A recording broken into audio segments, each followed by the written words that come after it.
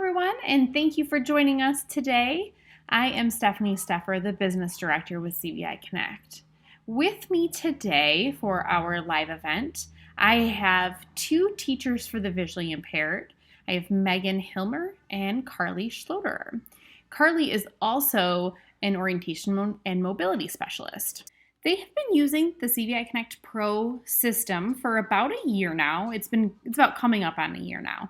And I thought it would be beneficial for others to hear from their perspective while they've been using the CViConnect PRO system with their teams to support their learners with CVI. Throughout today's session, feel free to add any questions you might have in the chat, and I'll do my best to get to everyone's questions. And with that, welcome, Carly, Megan. Thank you both so much for joining us today. All right, let's go first with how many students are you currently using CViConnect with, Carly? I am currently using CViConnect with 15 students and on my own caseload, and then with my colleague's caseload that also is in the SXI and MOSI population, we have about 30 kids that we're using CViConnect with orientation mobility and with TVI areas. Excellent. And how about you, Megan? We had some caseload changes, so I lost a couple of students on my caseload, and now I'm only down to one with CViConnect. How many were you using it with last year? I think I had 3 total, so those got shifted somehow. So you have had, the experience before in the initial phase of using CViConnect, and now you just, because that happens, we're all used to that moment of caseloads moving around. For your students that are using CViConnect, Megan, your student and the one student you have this year, what phase of CVI are they in? She's in phase 3. Okay. And then Carly, I'm guessing with such large numbers there that you kind of have across the gamut, but what phases of CVI are your students in? I have students in all 3 phases at this point. My orientation and mobility students are also in different, one of the 3 different phases as well. Awesome. And then another question that we often get is how old are your students that are using the system? So Megan, again, how old is your one student that you have? Roughly, like what grade? 2nd grade level. Okay. And then Carly, with your spectrum here, you can kind of give us a range of how old your students are. So in Michigan, because we go and do special education all the way to 26, I actually have students that are like between 0 and 1, right around like a couple months old, and go all the way to 26 when it comes to using CViConnect. That's a very large spectrum of ages and abilities and target goals that you're working on. So what do you like most about using CViConnect in your service delivery? I really personally like that I can not only go in and use the program myself as a TVI and spend some time when I'm in the different classrooms using that with my students, but I also can check in to make sure that teachers are following my protocol, or at least listening to the IEP and providing those supplementary aids and services through CViConnect because of the awesome data collection that comes when you have a license. Excellent. And Megan, what's your favorite thing? I really like how customizable it is. So there's built-in lessons that you can pull from, but if you need to have something created, tailored to your individual student's need, whether it's bouncing off that curriculum or targeting a specific area of extra need, you can make anything you want for that student with their individual needs. And I like that. Awesome. How often are your students typically, that's a very vague question because as you alluded to, Carly, you're not the only one using the CViConnect platform. They've got the parents might be using it at home, but the teachers might be using it at school. But just roughly, how often would you say your students might be using CViConnect as their point for access? If my students, I have some students that are homebound. So when they're homebound, because they only get so many services by a teacher every week, I believe it's 4 hours of teaching instruction per week.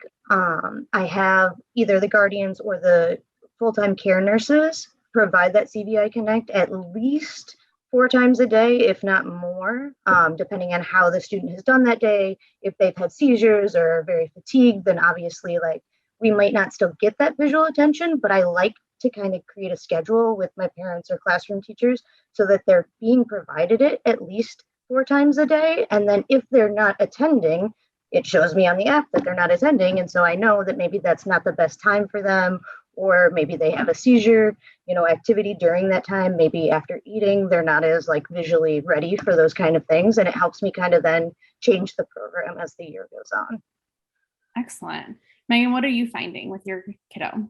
My kiddo, we are working on incorporating it more across home, school with her self-contained classroom teacher. So right now it's just me when I do my VI service time coming in, but we're looking to expand that. Excellent. I look forward to hearing how that goes for you too. So that actually leads me to my next question is, how are other team members reacting to it? So as you are exploring this new technology with teams and getting them exposed to it, what is their response to the CViConnect platform? My team members really like all the different aspects of it, and especially in an SXI population where you have a large team working all together, it's really awesome for the OT and the PT and speech to all see and use CViConnect in different ways, and it really helps to hammer in that idea of sometimes symbols aren't accessible for kiddos, and we can test that for speech and for OT and all these different things by using CViConnect and seeing how the kid reacts. Are they attending? How long do they attend? And do they, then understand, which is really cool. Excellent. And Megan, hopefully we'll hear back from you once you as a team are able to kind of implement that a little bit more. I'll definitely check in with you and see how that's going too. Have you started to use it a little bit? Yes. So my kids last year that I had, we used it at a more frequent rate, and the response, it kind of made things click. Like it's, CVI to people who are unfamiliar with it is overwhelming and unfamiliar.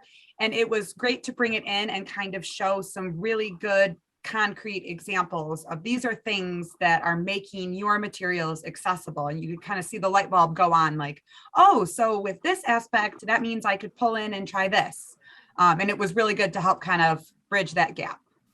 Okay, so you're using it not only as an access tool for your students, but also kind of an instructional way to kind of get the professionals to understand your students' needs a little bit more as well. Absolutely. Okay, excellent.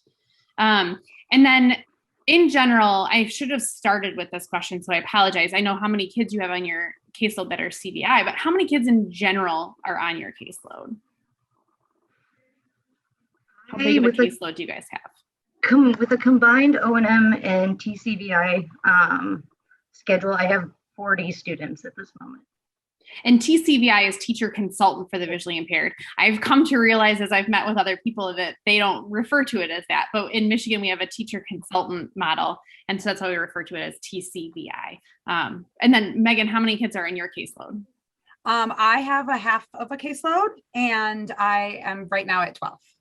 So with using something like CViConnect, has that helped at all when you're not able to physically be there all the time with such a large caseload? Has that been able to kind of support your students remotely in some way, or did the system help when you guys were sent to and from school during COVID at all? Did that impact you?